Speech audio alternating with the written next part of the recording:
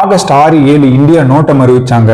நம்ம அக்னி 6 இல்ல K4 submarine launched ballistic missile test பண்ணுவாங்கன்னு நினைச்சோம். ஆனால் அது அக்னி 4 மிசைல். இதோட கதை 2010லயே ஆரம்பிச்சிருச்சு. 2010 டிசம்பர் 10ல அக்னி 4 உடைய ஃபர்ஸ்ட் டெஸ்ட் பண்ணாங்க.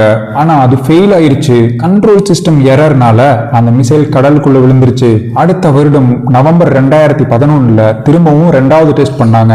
இந்த முறை அது சக்சஸ். அதை தொடர்ந்து 2012, 14, 17, 18, 22 தொடர்ந்து ஒவ்வொரு தடவையும் அக்னி 4 மிசைல் டெஸ்ட் சக்சஸா தான் நமக்கு அமைஞ்சிருக்கு.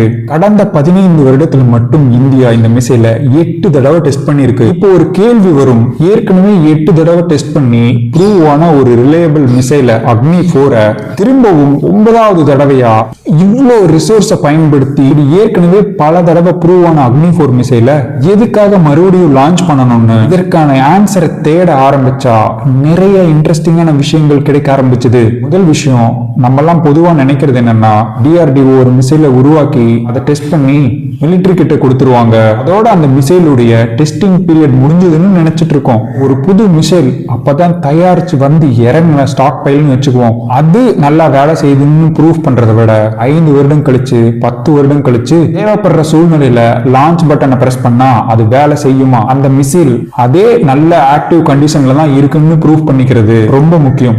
ஆகஸ்ட் 6ல நடந்த அக்னி 4 லான்ச் ஒரு சாதாரண ரிப்பீட் மிசைல் டெஸ்ட் கிடையாது. ஏன்னா நியூஸ்ல India successfully test failed missile அக்னி 4னு தான் சொல்றாங்க. DRDO பல டெவலப்மெண்டல் ட்ரையல் லான்ச்சஸ் பண்ணலாம். அந்த டெஸ்டிங் எல்லாம் சக்சஸ்ஃபுல்லா முடிஞ்சு வெப்பன் ஆபரேஷனல் சர்வீஸ்க்குள்ள வந்தா, ஆர்மி கைக்கு வந்தா, அங்கிருந்து தான் இதோட வாழ்க்கையே ஆரம்பிக்குது. அதுக்கப்புறம் நம்ம ஆர்மி நடத்துற டெஸ்ட் எல்லாமே யூசர் ட்ரையல் டெஸ்ட்னு சொல்லுவாங்க. இந்த லான்ச்சர்ஸ் உடைய க்ரூ மெம்பர்ஸ் போர்னு வந்துச்சுன்னா களத்துல யாரு நின்று அந்த பார் கிட்ட மிசைல் கூட மேட் பண்ணி லான்ச் பண்ணுவாங்களோ அந்த டீம் இருக்குல்ல, அவங்க பண்ணிக்கிற பிராக்டிஸ் தான் user trial. Strategic force command இந்தியாவோட SFC.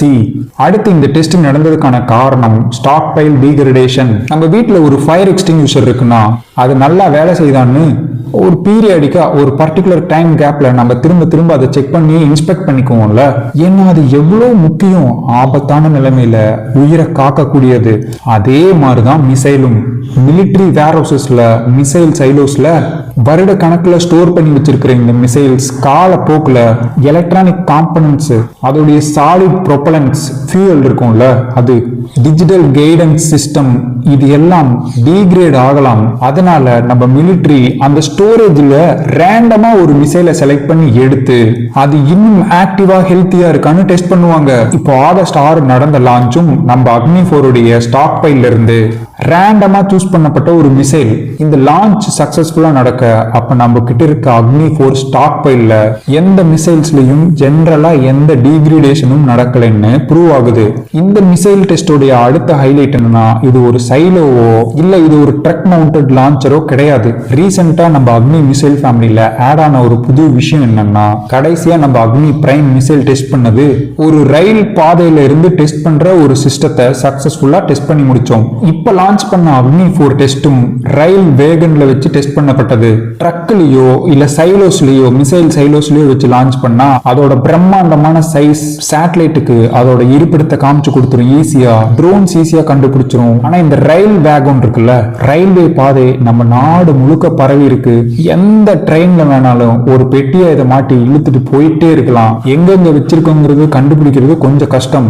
இந்தியால ட்ரெயின் லாஜிஸ்டிக்ஸ் ரொம்ப ஈஸி. இப்ப ரீசெண்டா வேற நம்ம போன வீடியோல பார்த்தோம், இந்திய சீன பார்டரான நாதுலா வரைக்கும் இந்தியா ரயில்வே ட்ராக் போட்டுட்டு இருக்கு. அதோடைய முக்கியமான பர்பஸே இந்த மிலிட்டரி லாஜிஸ்டிக்ஸ் தான். இப்ப இந்தியாவுடைய ரயில்வே நெட்வொர்க்கையே ஒரு மிலிட்டரி ஸ்ட்ராட்டஜிக் டூலா மாத்திருக்கு. ஃபர்ஸ்ட் யூசர் ட்ரையல் பார்த்தோம், ரெண்டாவது ஸ்டாக் பைல் டீகிரேடேஷன் பார்த்தோம், மூணாவது இந்த ரயில் லான்ச்சிங் கேப்பபிலிட்டியை அக்னி 4 கொண்டு வந்திருக்காங்கிறத பார்த்தோம். இப்போ அடுத்து 4வது டெக்னிக்கல் அப்கிரேடேஷனும் நடந்திருக்கு. இப்போ லான்ச் பண்ணப்பட்ட அக்னி 4 உடைய வெளிப்புற உடல் பார்க்க அந்த பழைய அக்னி மாதிரியே இருந்தாலும் உள்ளூருக்கு அந்த கம்ப்யூட்டர் சிஸ்டம்ஸ், டிராக்கிங் டெக்னாலஜியை இந்தியா தொடர்ந்து அப்கிரேட் பண்ணிட்டே இருக்கு. இந்த தடவை டெஸ்ட் பண்ணது ஒரு advanced ring laser gyro based navigation system. இதை ஒரு ஹைலி அக்யூரேட் மைக்ரோ நேவிகேஷன் சிஸ்டம்னு சொல்றாங்க. MINGS ஆயிரக்கணக்கான கிலோமீட்டர் தூரம் ஸ்பேஸ்ல பறந்து திரும்பவும் எர்த்துக்குள்ள ரீஎன்ட்ரி கொடுத்து நுழையும் போதும் அதனுடைய வார்கெட்ஸோட டார்கெட்ஸை பின் பாயிண்ட் அக்யூரசியில வச்சிருக்கும் சிஸ்டம்னு சொல்றாங்க. கொஞ்சம் விலகல் அப்படியெல்லாம் கிடையாது, பக்கா அக்யூரசி, நெத்தி அடி. இந்த டெஸ்டும் நடந்திருக்கு.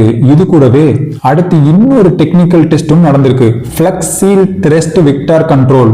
இது என்ன பண்ணும்னா அந்த மிசைல் பறக்கும் போது ரியல் டைம்ல அதோடைய ப்ரொபல்சன் ஃபோர்ஸ் அந்த குட்டி குட்டி டைரக்ஷன் அட்ஜஸ்ட்மெண்ட் எல்லாம் பண்ணும். சரி, எதுக்காக இது கரெக்ட் பண்ணணும்னு கேட்டீங்கன்னா, இப்ப பறந்து போகும்போது வேகமா காத்தடிக்கலாம், மேல போக போக அட்மாஸ்பியர் பிரஷர் மாறலாம். இந்த ரெண்டுமே நிலையானது கிடையாது. சோ இந்த ரெண்டு நிலையற்ற விஷயங்கள், காத்து, அட்மாஸ்பியரிக் பிரஷர், இது எப்படி எல்லாம் மாறுதோ அதுக்கு தகுந்த மாதிரி இதோடைய கோர்ஸை மாத்தி அமைச்சுக்கும். இதை இப்படி கரெக்ட் பண்ணிக்கிட்டாதான் ஆயிரக்கணக்கான கிலோமீட்டர் தூரம் பறந்த போன பிறகும் அந்த டார்கெட் அக்யூரசி வந்து குறையாம அப்படியே இருக்கும். சோ இந்த டெஸ்டும் சக்சஸ்ஃபுல்லா பண்ணிருக்காங்க.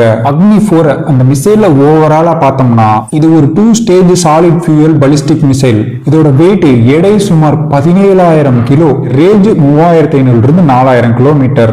1000 கிலோக்கு ஒரு கன்வென்ஷனல் வார்ஹெட்டையோ, அதாவது நியூக்ளியர் அல்லாத வெடிபொருட்கள் இல்ல நியூக்ளியர் வார்ஹெட்டையோ சுமந்து செல்லக்கூடிய திறன் படைத்தது. இது ஸ்பேஸ்ல இருந்து எர்த்துக்கு ரீஎன்ட்ரி கொடுக்கறப்ப கிட்டத்தட்ட 3000 டிகிரி செல்சியஸ் டெம்பரேச்சர் இதை தாங்கணும்.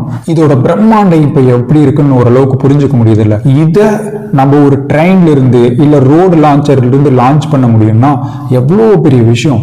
இப்போ இந்த பிரம்மாண்டத்தை ரெடினஸ்ல இருக்கான்னு செக் பண்ணிக்க நடத்தப்பட்ட ஒரு இன்டிகிரேட்டட் டெஸ்ட்னு வச்சுக்கலாம். இதைய இன்டிகிரேட்டட்னா இந்த இடத்துல என்ன அர்த்தம் எடுத்துக்கலாம்னா, ஒன்னையோ ரெண்டையோ டெஸ்ட் பண்றதுக்காக இந்த டெஸ்ட் நடத்தப்படல, பல விஷயங்கள் கரெக்டா தான் இருக்காங்க கன்ஃபார்ம் பண்ணிக்க நடத்தப்பட்ட டெஸ்ட். இது வரைக்கும் நம்ம பார்த்தது இந்த மிசைலை பத்தின ஆஸ்பெக்ட்ஸ். மிசைலை விட்டு வெளியே 2 ஆஸ்பெக்ட் இருக்கு. ஒன்னு ஜியோபாலிட்டிக்கல் மெசேஜ். நம்ம நடத்தினது mid range ballistic missile test. இந்த ரேஞ்சுக்கு ஒரு அர்த்தம் இருக்கு.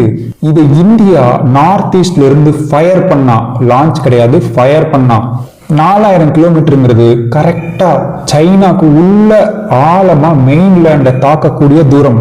இது இன்டர்நேஷனல்ல ஒரு வார்த்தையை பயன்படுத்தி சொல்லுவாங்க, கிரெடிபிள் மினிமம் டிட்டரன்ஸ்.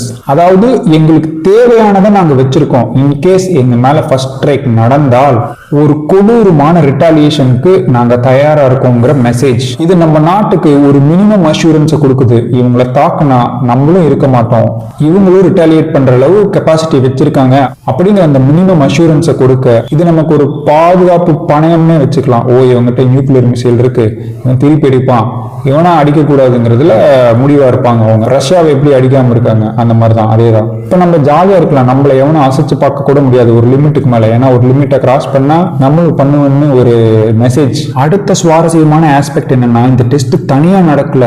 ரீசெண்டா இப்ப இந்தியா தன்னுடைய 3வது நியூக்ளியர் பவர்டு பாலிஸ்டிக் மிசைல் சப்மரைனை INS அரிதமான ஏப்ரல் 2026 இந்தியன் நேவில கமிஷன் பண்ணியிருக்கோம். அந்த கமிஷனும் இந்த யூசர் ட்ரையல் லான்ச்சும் கரெக்டா மேட்ச் பண்ணிக்கலாம்.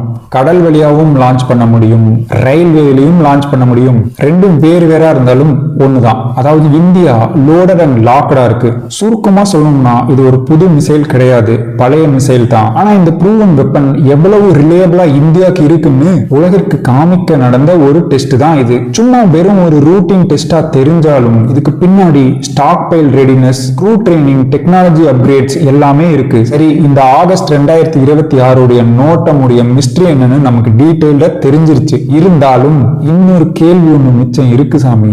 இந்த உலகமே எதிர்பார்த்துட்டு இருக்கிற இந்தியாவுடைய அக்னி 6 எப்ப வரும்? அன்னைக்கு பெரிய சம்பவம் இருக்கு. அது வந்ததும் நம்ம சேனல்ல முதல்ல கண்டிப்பா சொல்றேன். இந்த வீடியோ சும்மா ஒரு டெஸ்ட் நடந்ததுங்கிறத தாண்டி டீடைல்டா ஒரு பயனுள்ளதா இருக்கும்னு நான் நம்புறேன். உங்க ஃப்ரெண்ட்ஸுக்கும் ஷேர் பண்ணுங்க. ஒரு டெஸ்ட்டுக்கு பின்னாடி எவ்வளவு பிரம்மாண்டம் இருக்குன்னு அவங்களும் தெரிஞ்சுக்கிட்டும். இந்த மாதிரி இன்னொரு நல்ல வீடியோல சந்திக்கலாம். நல்லதையே பேசி நல்லதையே செய்வோம். நன்றி, வணக்கம், ஜெய்ஹிந்த்.